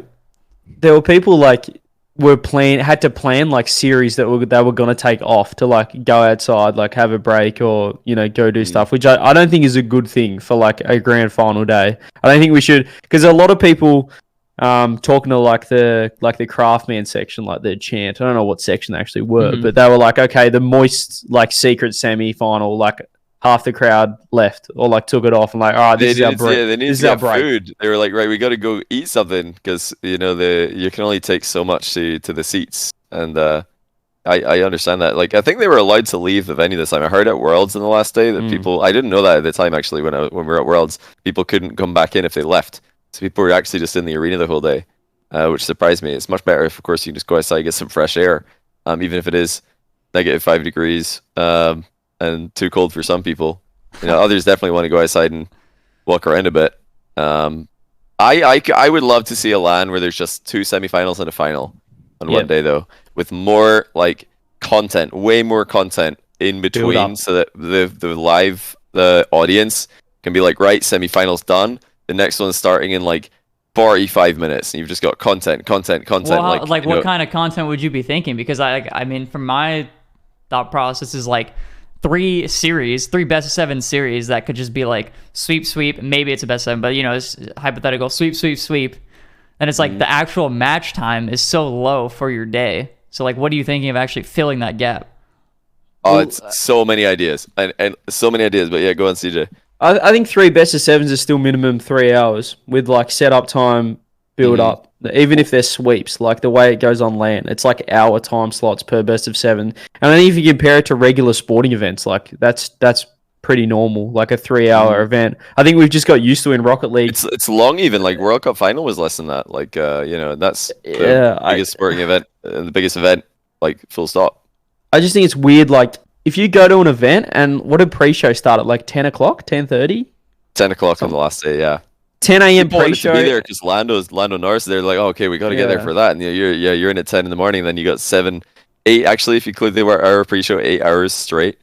I'm just 8 hours straight. I think it's too much. There's no like big breaks to like go and you know, get lunch, get dinner. Like, you want to get 2 meals that day, I'd say.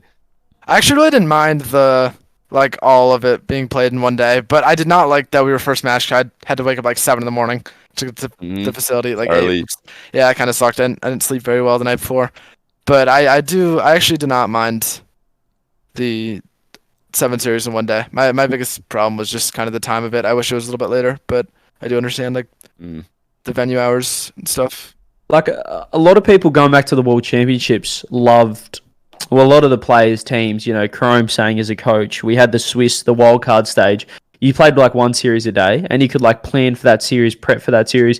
Imagine if like, you know, semis and grands are on their own day. Like you just have more time to like prep for the teams. Like, you know, it's going to be like these teams and what's going to be happening next, rather than just like throwing it series, and then you hope that you just, you know, having a good day and you're consistent. I just like the idea of like a little bit more prep and build up. Play it like fans are going to that Sunday knowing like it's going to be one of these 4 teams or whatever, not one of these like 8 teams, and not knowing sort of what the matchups are going to be. I think like right now it's a speed run. Between like the breaks need to be a certain length on the Rocket League channel to get like the ads in, so that they don't happen like during a series. You know, all of you understand what that's like on twitch.tv/Rizzo. You know, same deal in the RL Esports channel. You know, they got to get the ads in, and they've got like the other like sponsorship ads. I don't think the event this LAN was sponsored, but some of them are, and they have to like play like sponsorship videos as well as ads. So that's like going to take time. And then you've got like the production team also needing to take a break between series so they can like not pass out in front of the computers. So if you're having 10-minute breaks like that, like they did, plus like the average series length, the desks were like a speed run. And like the interviews were everything was like a speed run. It's like, right, go. There's no time to just like have any like variety. There was a few short videos which were really cool. I thought the content was great. But imagine if there was more time for it, because you just do semis and final in one day. You could like have way more player content, way more like fan interaction content, way more analysis content. I feel like there's like so many opportunities. You could have a halftime show, like a show match of some kind. They've integrated those in the past with much success. Like I think there's endless possibilities, but you don't have any time for that in the current like format. It's just non-stop. Yeah, I think... Rocket League break, 3-minute desk predictions. Rocket League break, 3-minute desk predictions. Interviews. Like everything's like just so compact. I think with the initial idea of saying like more content and stuff, I was thinking like pre-recorded content, but that makes sense to have like the 1v1s like they did, the freestyler thing that they did. Analysis. Yeah, they have a bunch of analysis. I would love to get. Listen, I would love to get. One of my favorite like piece of analysis content in sports is where it's in Formula One, where they just have like the actual driver be there with the analyst at the telestrator, and the guy, obviously analyst at the telestrator is pausing and drawing and like, you know, making sure the segment works. But I want to hear what a player has to say about that play. Rizzo's snoozing, but I'm interested. I would want to know what happens here. What are you thinking, Nolly, with his drop down pass? I'd be like, what's going through your head here? I think that there's a. that'd be funny. I think there's a that'd big be funny audience. if there was a player there that was doing the analysis, but like. Why would it be funny? Whoa! What's going on? Why would it be? That's not supposed to be comedy. Oh, why would Nolly going up there and doing that not be comedy? That doesn't make sense to me. Like that would be hilarious. I don't believe this. You think This- Nolly yeah, would take that as seriously as you're picturing? Yeah. 100 I million. think I would be able to take that serious. I It's don't all think on the they would analyst. want him to take it serious though. What, to like do a telestrator breakdown with Yeah, a you're pro saying like player? you're like drawing. Yeah, like Nolly's up there like drawing about like. Nah, the players wouldn't draw. No, that's like not happening. There's well, no then way what's they the would let point? players draw. Because the player would talk, and the analyst or like whoever's like interviewing him would be the one to make sure it's flowing smoothly. Because it's their job at the end of the day to make sure the segment works, and they're just trying to extract info from the player. Same way as an interview, but now it's just an interview with a telestrator. I would love to see interviews with telestrators. Basically, I think it could be very interesting. I just think out of players. I just think it might just be the fact that, as you said, Rizzo, like it is different to say league where they're playing like a best of 5 and it goes for 3 hours anyway or whatever. But when you do seven best of 7s in one day, I think you're just missing like the opportunity to like even do more pre-recorded stuff with like content pieces. Say if Secret managed to win the major, I think that would have been a missed opportunity to at least have like something pre-recorded. Just like some more hype or like their story leading into it, stuff like that, rather than just, how Chronic, they just film like the face-to-face of like 2 players going in. That's kind of like the only pre-recorded stuff they do. Like imagine if League Worlds didn't have the whole Baker, like the DRX storyline with T1. They didn't do like that whole pre-recorded skit because they didn't know that this was going to be the final. They like, well, there's no way Secret are going to make the final. They're like, oh my god, like, any content. And they didn't build that up because there's no time to like get the content because you're just playing like 7 series back to back to back to back. But if you had like a day off and then you knew that like these were the semi-finals and finals teams, you could at least have more like pre-recorded stuff if this happens or that happens. Rather than, I think we just waste it. We just like ticking boxes on the Sunday. Like, as someone who's working behind the scenes, like production is very like, we need to go, like quick break, like we have to get out of here. It's all about like, we need to get through all these series. We need to go home. Is that what you mean? Well, they're just like, we've got, they're looking at the clock after 2 series. They're like, okay, we're pre-show and 2 series in, and we're 3.5 hours into the broadcast. What is going on? Like, we need to speed this up. We got to get going, or we're going to be here till midnight. Like, they got to keep things rolling. So it's on them to make sure it runs smooth. But I think what happens in Rocket League LANs right now, because it follows the same format as online. It just ends up looking a lot like online, but with a crowd in the background and I think it cool could visuals. It could definitely be Very a lot similar. better with content. Like, Wait, go on, Chronic. do you want them to do like a different format for LAN than? I think that LANs and online are trying to do 2 completely different things, both competitively and from a content standpoint. Competitively, you're trying to figure out who are the best teams in this region to send to LAN.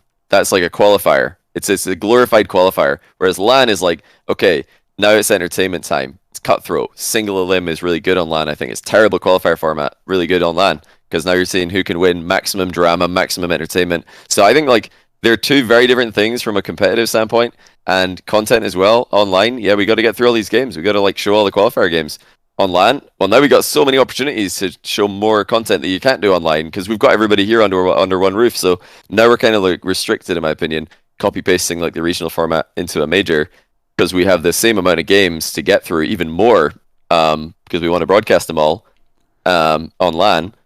And now there's no time to do the other cool stuff that you could do on LAN. Like, think about Beyond the Summit. Such a cool LAN, not because of like the prestige of winning, but because like the content is there. It's like there's a content fueled environment. Like, you can do stuff like that in a more serious way at a major, in my opinion. So that's why I think it should be different. I think there should be a different format for majors compared to online, because for me they're trying to do 2 very different things. Yeah, I think that LANs could be like more, as you said, like more cutthroat, more serious, whilst also being more like entertaining. Too. Yeah. All fair. Yeah, I mean, like, imagine if you had time on the Sunday to be like, I don't know, Jack's been knocked out first kill. Like, let's just get a fun like show match going on, or let's get X people or content creators that might be there to like come and do some like a show match or just some like fun stuff with interactive stuff with the crowd or whatever stuff like that. Like there'd just be more ways to make it more an event. Like the one thing they did at Worlds. Yeah, the one thing I thought that was there was the one thing at Worlds, and then there's this show match at World, the freestyle thing. They were at the end of the day though, very end of the day. What about the ones thing? No, oh, you mean the regional based one? Yeah, I thought you meant the Ford freestyle tournament, but no, the ones thing was good. I like that. Yeah, that's what I meant.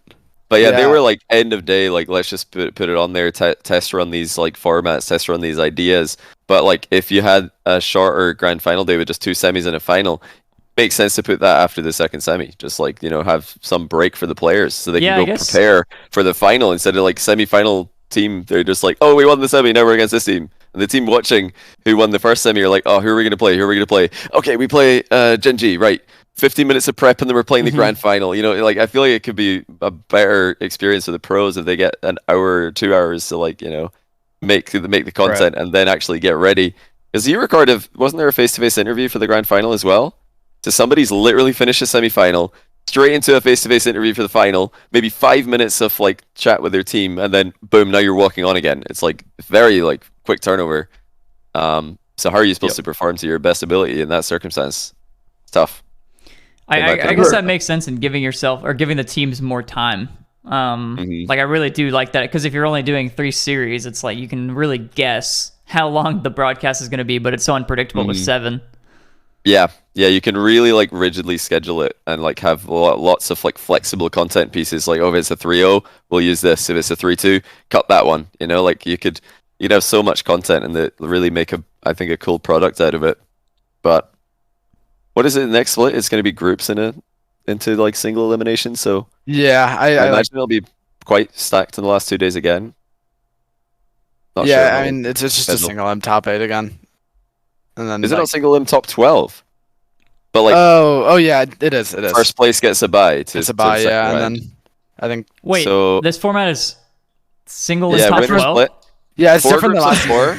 4 groups of 4. So it's just last place eliminated, and then last place eliminated. Second and third start in the single elim round of 16. But it's actually round of 12 because there's 4 teams have got a bye. The first place teams get a bye. I think it's an upgrade on the winter split from last time because instead of first seed starting like way over in this continent and like upper bracket, and the other teams are like, yeah, good luck, lower bracket run extravaganza. Like it's an upgrade, but it's going to be a lot of games again. If there's no way they could do the whole bracket in the last day. Like that's what is like 11 series, so they're not going to do 11 best of 7s, but. What are they going to do? I'm curious. Are they going to try and do like another 7-day? 7 best of 7s? Yeah, they'll probably just have the rounds 9 through 12 round on one day and just make that like a short day. I feel like that's the only way to do that because I feel like going from groups to that round in one day would be kind of hard. Maybe I'm wrong.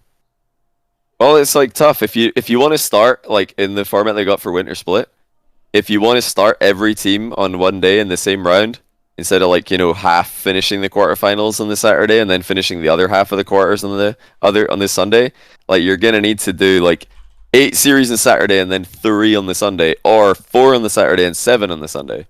So it's like very imbalanced. One of the days is gonna be super long.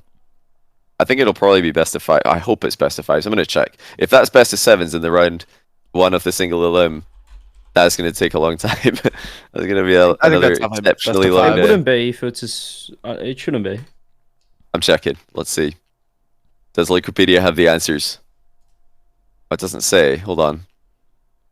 Oh, maybe it says it here. Okay, round 1 best 5. Rest of the bracket best of 7. So okay, they've limited the amount of best of 7s that way, which will make it a bit more short. Don't you think on LAN though they might switch that? They'd be like, everything could be best of 7. Oh, I really hope they don't. I don't think they ever have done that. I don't think they will. Well, they did at Worlds. Yeah, they did best 7 for the wild card, which is the first time best 7 to be used for Swiss, and it was not necessary at all. I think it was like completely overdone. I don't see the point of best 7 for Swiss. I like the best of 7 for everything. It just seems like for me, like for Swiss, for that Swiss in particular. Like, there's a lot of one-sided matchups because you've got such a range in terms of the teams there. So best of 7 is just unnecessary there. And every best of 7 would have been decisive in a best of 5 as well in that Swiss. It was like, it was extremely one-sided most of the time. Like 4-1, a lot of 4-1s, a lot of 4-0s. Well, Which, Yeah, it's just because we've been so good in best of sevens, like in particular. that's why you won the best of sevens. Yeah, I'm really big on Idiot. best of sevens. I would love for LAN to be like all best of seven, because I also do think best of seven though shows more like shows the better team more most of the time. Like because literally against Oxygen, I swear I just like blinked and the series is over. Like So you guys were gonna reverse sweep them if it was best of 7? Okay, no, but I don't think I would let it get to that point in a best of 7. Like my mentality is just so much better in a best of 7s that I don't think I would have let it get to that point. I don't really know. I wish there was more data to go off so we could like actually look at the stats, but so maybe somebody's done this, I've not. But I bet you if you put a timeout in a best of 5, because timeouts are not in best of 5s on LAN, as far as I'm aware, it's only best of 7s. If it's best of 5s had timeouts, that would be more comeback potential than increasing the series to a best of 7, I think. Because timeouts are OP. Yeah, they are OP. Like until I played, I never really realized. I was always curious why the percentage of teams that win after calling a timeout like is ridiculous. But it's just it's such a good mental reset that it actually helps so much. Like I don't think there was a single time so far that we've called a timeout and lost a game afterwards. Really, just, 0. I think so because there's a lot of series that we like dominated too, so we probably haven't called as many timeouts as other teams, but like against Liquid, we called a timeout for game 2, won game 3, and then lost the next game, but we still won that game after the timeout. And then against Moist, I can't remember if we used our timeout or not. Hang on, I'm actually gonna pull this up. Yeah, we need to know, Chronic. We need to see the stats. Direct has probably got them. It's Direct here. I saw some people acting him in chat. Maybe he can pull it out of his master sheet. This is the chance, though. You know, we're talking about like maybe we do a shorter last day with more content. If there's ever a format to do it, it would be the winter split. Just get the 4 groups of 4 finished in the first 2 days with no crowd, and then you just do a huge Saturday 8 series on the Saturday. Oh, 4 best of 5s, 4 best of 5s, 4 best of 7s. That's probably going to take roughly the same time as 7 best of 7s does, because best of 5s are quicker. Yeah, we so didn't.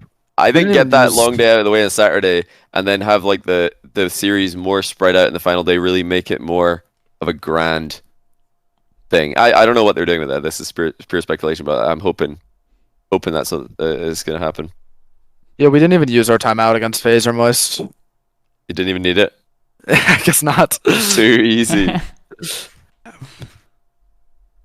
Yeah, because Moist beat you guys pretty bad in game 1, and then you guys just like stabilized and Jack. You came back without a timeout.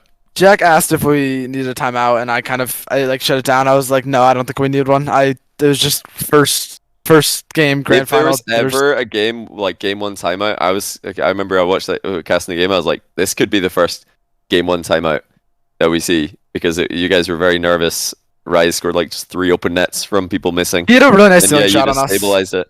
Yeah, you guys you just hard reset. I wonder if like calling like even in a series where timeouts aren't enabled, maybe Rocket League teams need to pretend that there's a timeout. Like Endpoint used to do that, just stand up and walk around between games. Maybe just do a fake timeout, because it's just 1 minute versus 2 minutes. It's kind of the same. Just be like, right, fake timeout, guys, fake timeout. Let's pretend. Let's reset. Everybody just sit back in their chair, relax. Game 1. I don't know. Someone said G2 should have done a game 1 timeout at Worlds. I think, in hindsight, might not have been a terrible idea, but they did get rocked game 1. Yeah. What's going on, Chronic? What do you think about G2? You sort of like mentioned them before when we talked about how they went. What's going on there? They're world champs to not making top 8 at a I'm event. A pretty big G2 fan. I've been a fan of them like since I was like 12. I kind of always just rooted for G2, and so I like even on LAN I was rooting for them. But I think that they just need to play. If they can reach their potential that they do in scrims, like in tourney, because they are actually the greatest scrim team of all time. Like I've heard even like at LA too, when they won the major, they just absolutely dominated scrims. I think if they can do that in tourney, they can get back to their former form, because they really are just like unbeatable in scrims. Like I actually don't remember the last time I beat them in scrims. And it seems like if they do that in tourney, it would just be over. Well, they used to. Well, they were doing it in tourney at the end of last season. Why do you think, or at least at Worlds, why do you think they haven't quiet? Is it like the break? They took a bit of a time off. I actually don't have an answer for that. I don't. Mental. Yeah, I don't know. I just. Yeah. Do you think G2 is still going to be top 5 next split? I do. Scraped in this time. You think they're going to get it? Yeah, I do. Cause like, it's really hard to doubt them. I don't know how to explain it. It's just like even because after the second regional, they were like tied with NRG and a couple other teams were all really They close. were like 2 points ahead of Complexity and Furia. Yeah, but everyone still had them, like including myself, as the clear favorite to get to LAN. Not everyone, Chronic. I thought Furia were going to get him, but Did you? Didn't happen. Yeah, I did. I was pretty confident that G2 would pull through. G2 from Regional 1 to 2 went down, and Furia Regional 1 to 2 went up, so I thought that might continue, but G2, they just handled Swiss. I think, did they 3-0 Swiss that time? I think they did in Regional 3. Yeah, they beat us. All their rivals just lost, and they were like, oh, sick, we don't even have to beat anyone. Yeah. I think they had to beat Complexity in the quarters. They were like, wait, everybody else just lost. This is sick. We didn't even have to like beat. They thought, okay, we're going to probably have a grudge match with NRG at some point, grudge match with Furia. Oh, they're both out. Cool. Let's go. But really quickly, Chronic, who else is like top 5? So if you, G2 are top 5, what are the other 3 teams top 5 next major for NA?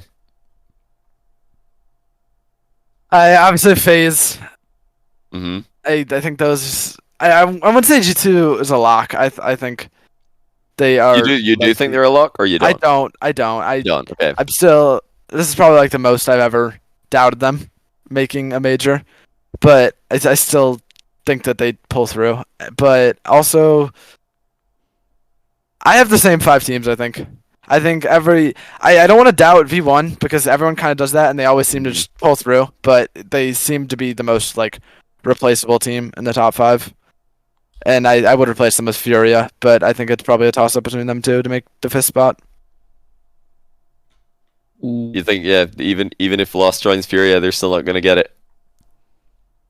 I don't know. I don't think I'm that high on that team, as maybe I'll be proven wrong, but I don't know if I'm as high on that team with Lost as other people are.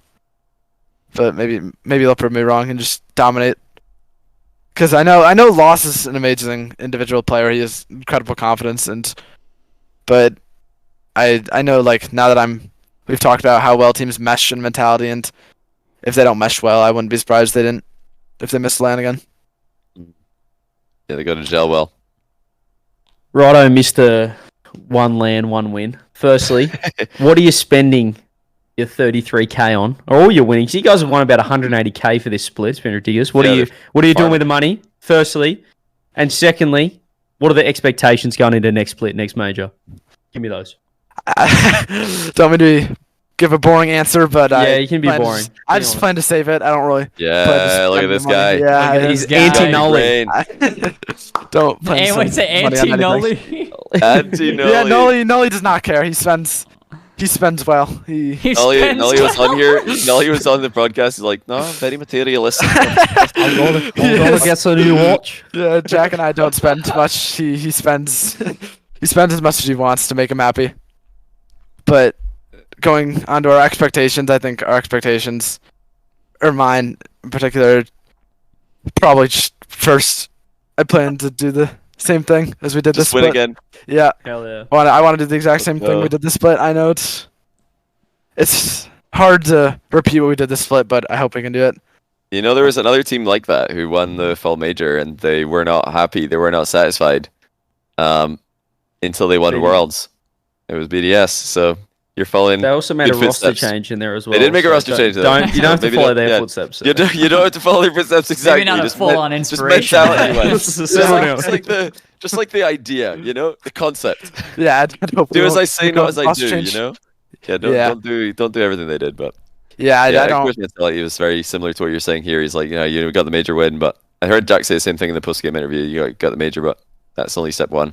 Yeah, the ultimate goal is obviously Worlds. Jack has kind of instilled it into my brain that we can't get complacent as a team because he's very big on that, just not getting complacent, continuing to grind as soon as they get back in NA, and just like not being content with our result and wanting it more again.